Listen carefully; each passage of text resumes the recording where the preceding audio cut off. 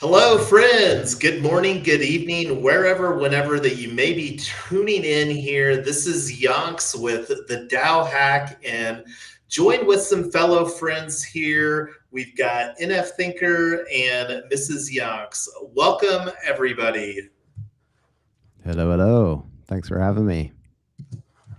Looking forward to the conversation today. It's going to be a very quick conversation. We're talking about Gitcoin Grant Rounds 13, GR13 as it is known in the Gitcoin, and we've got a screen share going on here, and you just saw it slide off there, and was with the process of NF Thinker on the White Hat DAO, and you can see right here, it's on the tail end of this, and really wanted to talk about that so that we could get anybody that is wanting to go through the process of doing a new grant, and that's what we're going to talk about here. So here is the tab on how to start that. It's a grants new, and I'll share that on the chat with everybody here real quick. And would you walk us through the process there, NF Thinker, as far as what you did to prepare this before actually going through these three steps? Yeah, well, as luck would have it, my involvement in Bankless DAO and Bankless Academy gave me some background knowledge on applying for these grants. And I met some really great connections in the Bankless DAO who actually work for Gitcoin. So that was extremely helpful. The process beyond that, if you don't know somebody who works in Gitcoin, is actually pretty straightforward. So as you can see here in step one, there are some eligibility steps. These weren't actually in place the last time we went through. So I'm not actually familiar with them, but maybe we could just quickly walk through them here. So in terms of eligibility and discovery, let's see here, we've got tags used for your grant's discoverability and eligibility for matching rounds. Here they are asking for some tags. Now we would have used Polygon and ENS because we are Ethereum and Polygon based currently. For White Hat DAO, we do support other chains. Let's see what other tags they've got down there. Oh, right. Okay, so we've got some discovery tags down here. Yeah, we would have gone for, because these are, as I said, these didn't exist before. So White Hat DAO, for those who don't know, is a safety and security focused DAO. We do smart contract audits, and we are focused on building a safety ratings page so we can rate protocols and we can rate projects and we can do the full-on rating system for teams and tokens, etc.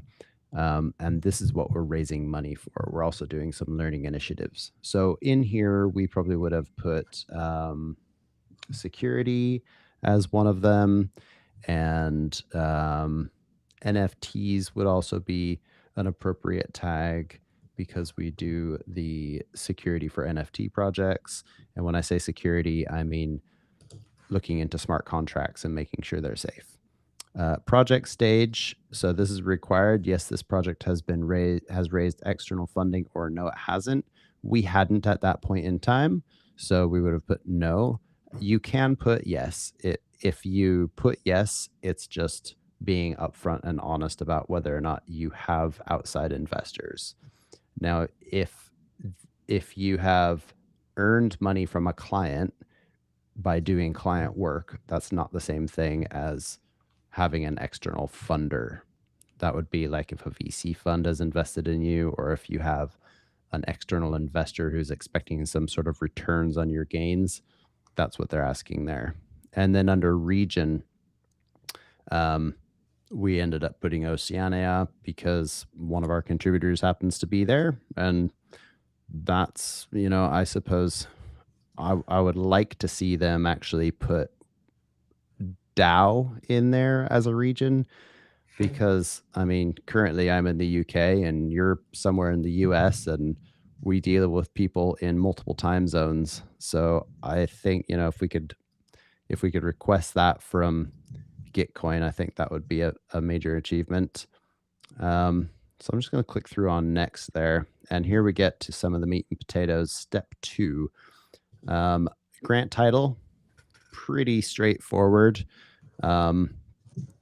Put a short description in there of what it is you're going to be doing. What's your project name? Description is a little bit more detailed description about your grant. So this is going to be, as a matter of fact, if you click onto our grant page, then we can give you an example of what a full description is. So in here, we put a fair amount of detail, an introduction paragraph, some of the breakdown of the things that we focus on, a little bit more information after that, what our journey is, and then why Gitcoin grants. This is just important to let the community know why we're requesting funds from people. Obviously, we feel like we're aligned with the open source community because we're trying to create these security and safety features for Web3, which is, I mean, you hear about a new rug pull and a new hack every day in Web3. So if we can help combat that, then we'll be getting somewhere. And then we've got how funds will be used. Quick little description of how we're going to distribute and what we're going to be paying for. We have a quick description of our existing clients and our impact that we're intending to have, and then a list of our contributors. So the list of contributors is important because it is showing the strength of your team. And it's showing the diversity. Try and include the people who you think are going to make a big impact within your team. And the great thing about this is people can look you up and they can use their best judgment as to whether or not this is a good project to invest in, because as you start to make a name for yourself, you'll start to gain more trust. So hopefully people would look at this list and start to trust. I'm just looking at this list right now, and I see you on there, Yonks, because you were actually in on our grants committee planning, and you are one of our contributors over at White Hat DAO. So, if anybody knew who you were, they would look at that and go, okay. And Mrs. Yonks is on there as well. So that's just a great way to show who you're working with. Now, if you scroll back up, you'll see the actual contributors who we have included on the grant. I believe there will be a list there. No, I don't think that's displayed. Oh, yeah, right there, team. Now, one thing I've learned through going through this process is that anybody who's on the team will not be eligible to receive quadratic funding for their donation. So if you are to donate to our grant, the only money we would get was from you, and it wouldn't actually include the quadratic matching. So just keep that in mind. If you're working with a team of 20 people or 40 people, you don't necessarily need to have all of them on the team, especially if some of those people are going to want to donate money to the cause. So try and be selective about who you add on there.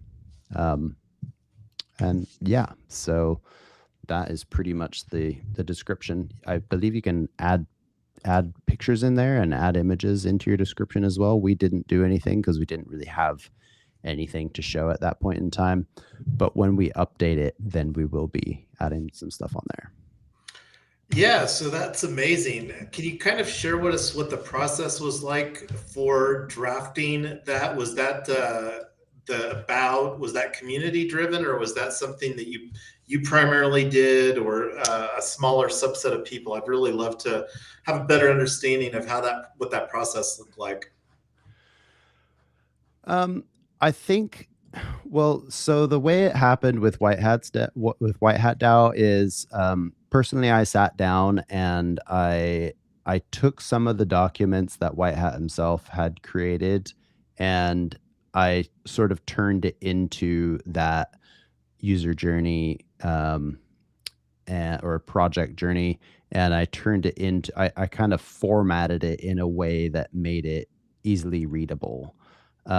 So the formation of the main body of text, I mainly did myself, but I really lent on the community, yourself included. I do remember you being in some of those meetings in the early days, to go over it and discuss all the details. So even though one person can sit down and write through the body of this, the more people that you can bounce it off, the better. Get ideas about, what other people think the project is going to be, because sometimes that can differ in other people's minds. And just a couple tips that I would give out there for writing the content. You want to try and use words that are going to align with the community. So using words like Ethereum, Web3, public services, public goods. Try and think about who you are appealing to and how you can best appeal to their good nature and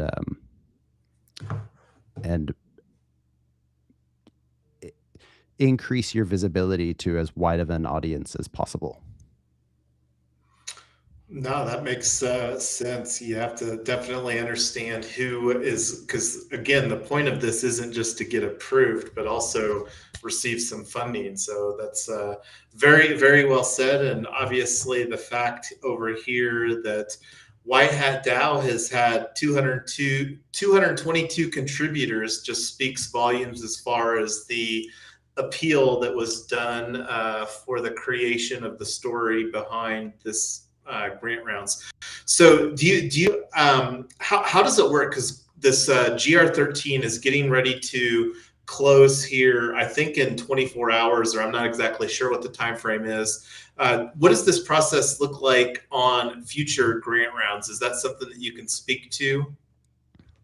So the cool thing about these grants is they're actually, once you're live, you are now live until you take it down, I suppose.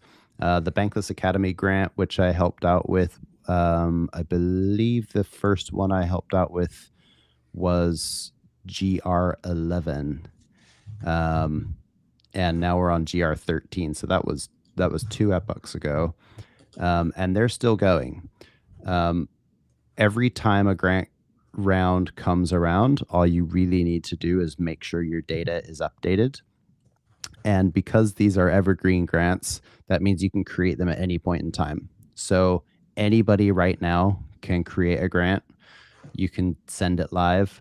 As soon as it is approved, then it will go live, and you can start accepting money at any point in time. If you are going to appeal to your community, I would suggest waiting until the next grants round, which will be, this is a quarterly thing. They seem to be holding them every 3 months. So wait until the next GR14 comes around and then appeal to your community to raise funds. They don't need to donate $50. The way quadratic funding works is you want more donors than you do actually money from each donor. So if you had one donor, or say 10 donors each giving you $100, that would have less impact than 100 donors giving you $10. And that is seen in the quadratic funding matching. Yeah, that makes sense. And I don't know, are you able to talk, Tyler? Because we actually met somebody at a local Cryptorado, and I think that they've had their. She just actually bounced out, so I saw that she had some red bars here. But one of our friends here that has been in the Gitcoin process since I think he said GR8, and it's been a very consistent revenue stream. And I was just sharing a little bit about Graven there from the GR8. Was that what he was saying, Tyler?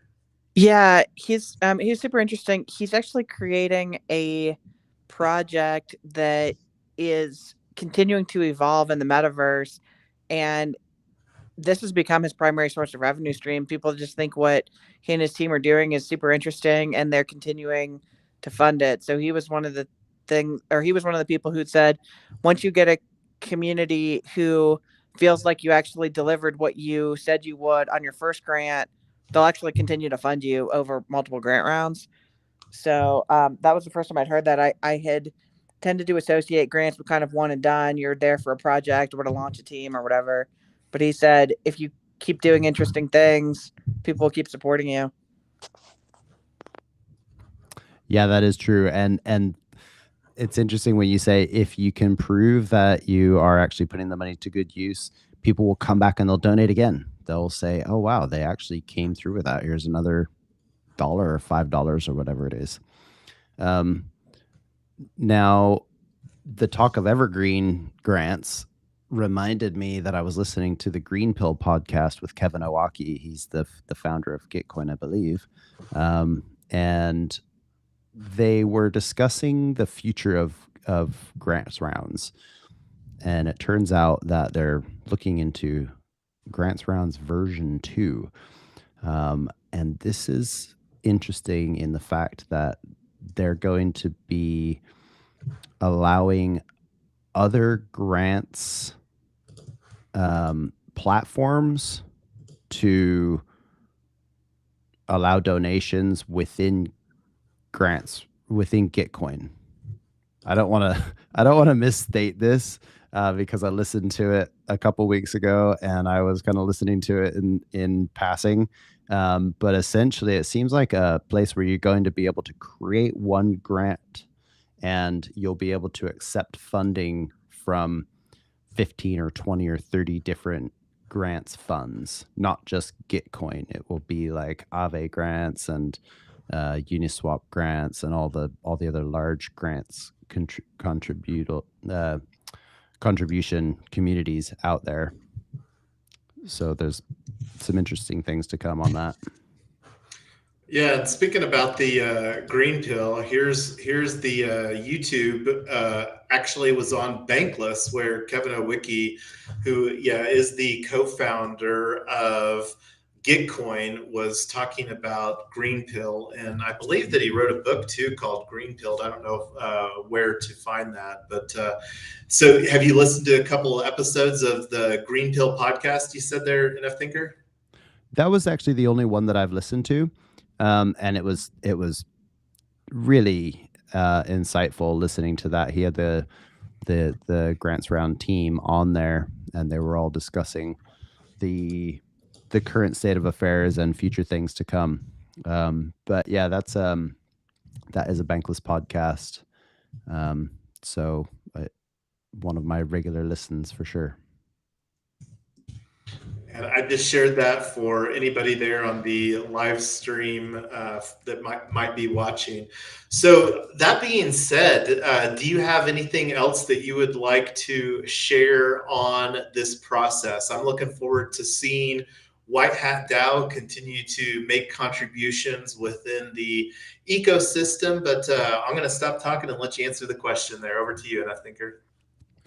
In terms of grants, we are looking into other grants that we can apply for. There's a lot of opportunity currently in the Web3 space, and we're hoping to find some other revenue sources.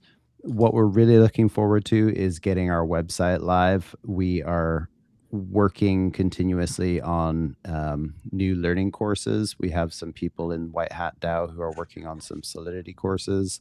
And the learning element is going to be one of the main elements within our DAO. We want people to understand smart contracts and understand how Web3 works, because the more we understand, the safer we'll all be.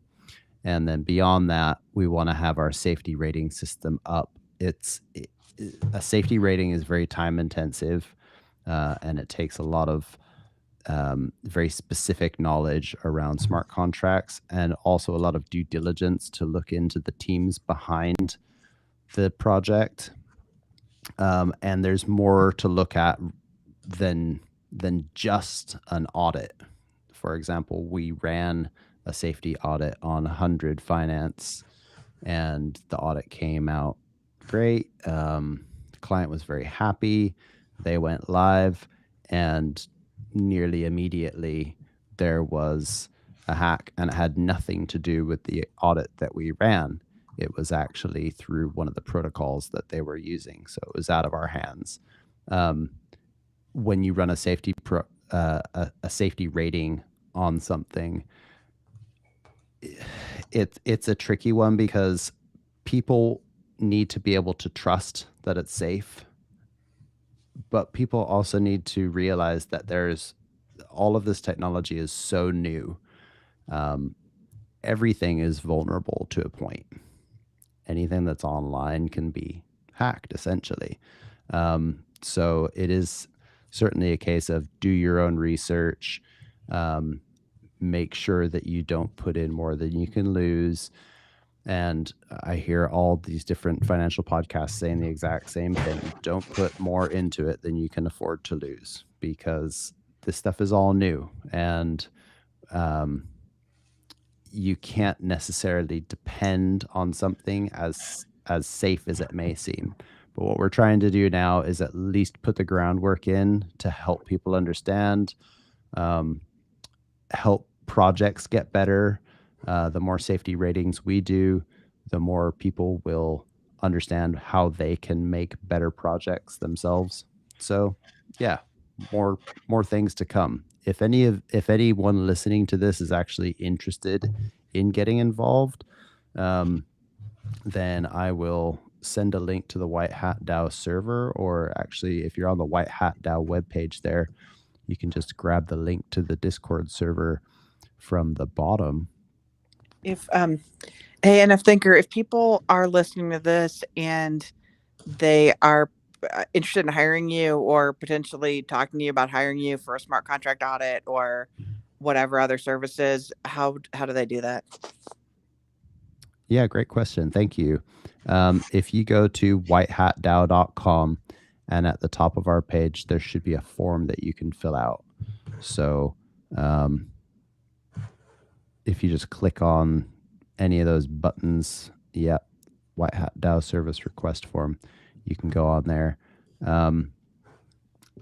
We are trying to focus on our safety ratings right now, and get that portion of our site built out, and all the money that has been donated from the Gitcoin grant round will be allocated to that.